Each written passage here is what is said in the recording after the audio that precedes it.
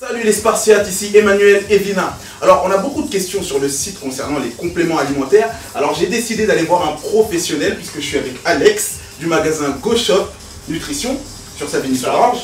Et aujourd'hui on va comme ça démonter quelques mythes, quelques idées reçues sur les compléments alimentaires. Vous êtes sur Spartiate Fitness. Bienvenue.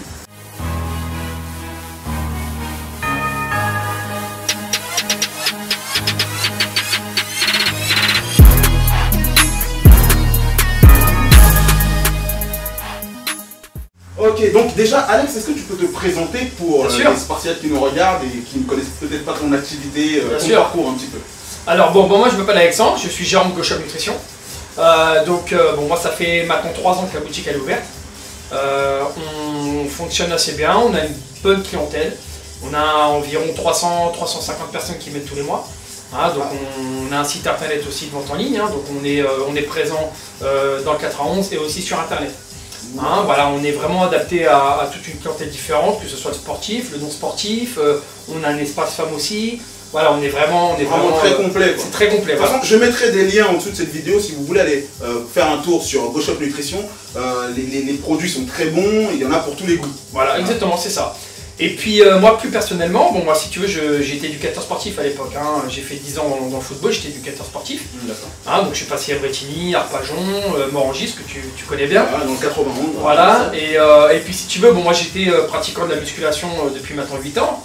Et il s'avère que j'ai commencé à connaître via des amis tout ce qui est les compléments alimentaires, la protéine, et puis j'ai très vite compris que en faisant pas mal de sport, musculation et autres, sans complément alimentaire, j'avais beaucoup de mal à prendre du poids, j'avais beaucoup de mal à avoir une bonne récupération et je me suis retourné sur les conseils des amis et d'aller me déplacer, notamment sur Paris à l'époque, pour consommer des compléments alimentaires.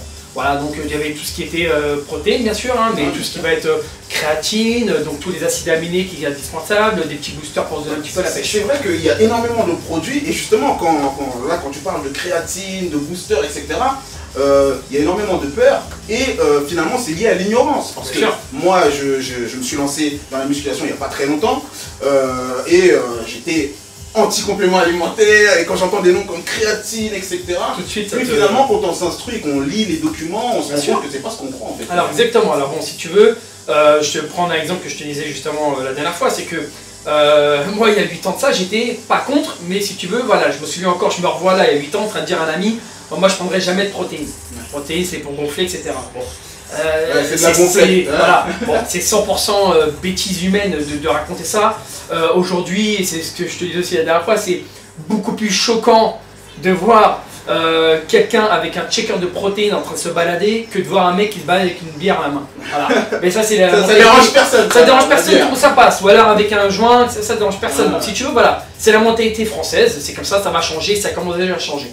Bon, mais c'est vrai que ça fait peur, ça peut faire peur. Bon, il faut savoir que la protéine, c'est du lait. Alors après, tu as des protéines de whey classiques, qu'on appelle la protéine de lait. Tu as des protéines isolates. Et après, tu as ce qu'on appelle de la protéine hydrolysate. C'est une protéine qui est vraiment très filtrée. Voilà. Donc c'est vraiment, on enlève tout ce qui est la flotte, etc. Donc c'est vraiment de la qualité en termes de protéines. Tu as ensuite la créatine. La créatine, bien évidemment, c'est fait pour la force. Quelle est la différence justement entre la protéine, la créatine? Parce qu'on entend beaucoup de choses sur la créatine. Bien sûr. Alors la créatine, c'était considéré comme dopant il y a de ça 30-40 ans.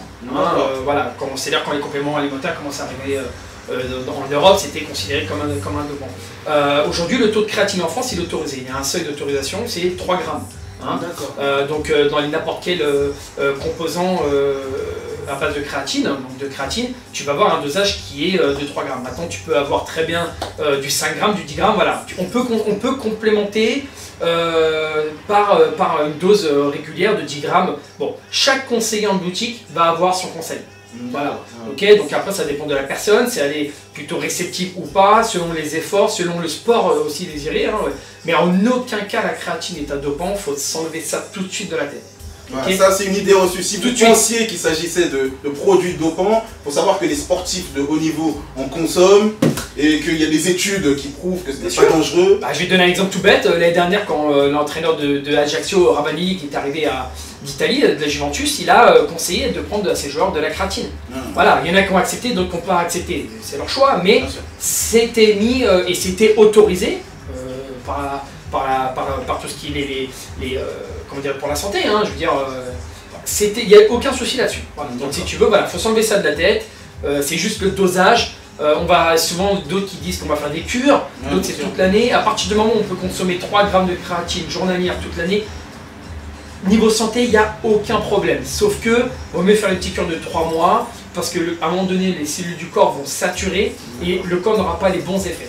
Voilà, donc c'est tout. Donc on peut faire des cures de 3 grammes de créatine par jour. Pendant tous les 3 mois, on s'arrête un petit peu, on repart. Par contre, dès que quand ça charge à 10 grammes, 15 grammes, bon, ça va dans les reins et il faut avoir une bonne alimentation derrière, surtout boire beaucoup d'eau. Voilà. D'accord, donc finalement, c'est finalement l'attitude des gens, la manière d'utiliser les compléments alimentaires qui est dangereuse. Ce n'est pas les compléments alimentaires en eux-mêmes. Les compléments alimentaires, eux, si tu veux, voilà, il n'y a aucun souci, surtout que tout ce qu'on vend en boutique, c'est censé être autorisé sur le marché français. D'accord, c'est ce que j'allais demander, vous avez pas mal de contrôles On a pas mal de contrôles, nous on a été contrôlés il n'y a pas si longtemps que ça. En boutique c'est très contrôlé, la DGCCRF vient de faire souvent des contrôles selon des seuils de grammes à respecter, que ce soit les vitamines, les minéraux, les boosters des pré-entraînements. En soins en protéines, il n'y aura jamais de contrôle parce qu'il n'y a pas là-dessus, il n'y a aucun souci. Mais tout ce qui est vitamines, minéraux, c'est très contrôlé et heureusement pour nous et pour les consommateurs. Après, ce qui va faire la différence, ça va être le conseiller qui est dans la boutique.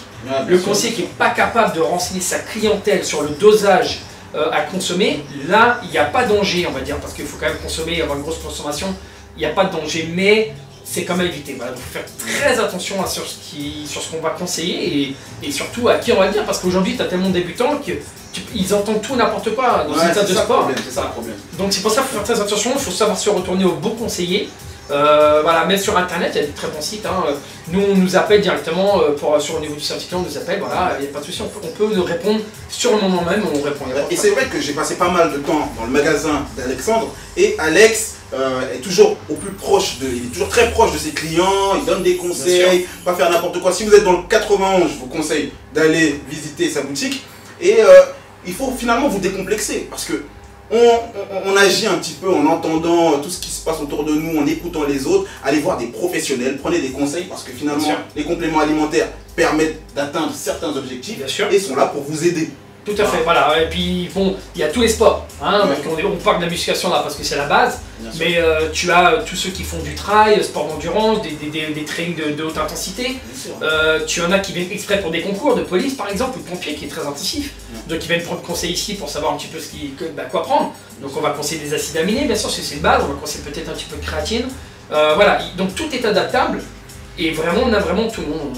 On a aussi comme ça de gérer son alimentation, puisque tout ne peut pas être apporté par l'alimentation. Oui, exactement. Je veux dire, aujourd'hui, tu veux prendre beaucoup de poulet, ok, c'est bon, tu vas manger, tu vas prendre, mais à un moment donné, des fois, sur certains, on va dire, certaines diètes que certains coachs font, le problème, c'est que tu peux pas manger assez de poulet ou des œufs ou autres. Et à un moment donné, le seuil va être vraiment bas. Donc on va prendre de la protéine en poudre pour augmenter ce quota de protéines journalier. D'accord, donc ajuster un petit peu selon ses objectifs. Exactement.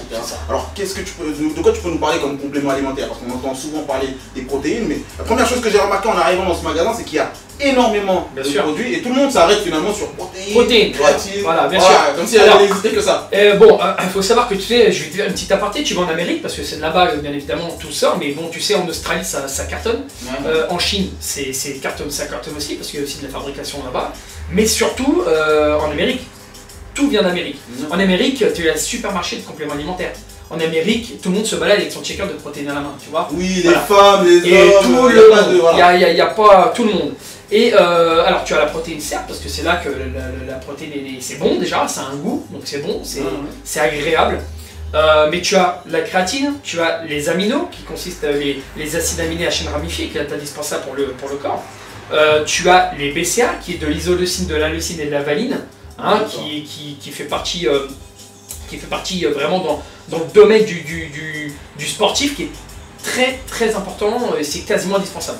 Hein, on a, alors je ne rentre pas dans les détails bien sûr, mais on a aussi également la glutamine, hein, qui est un acide aminé qui est très très important, la glutamine.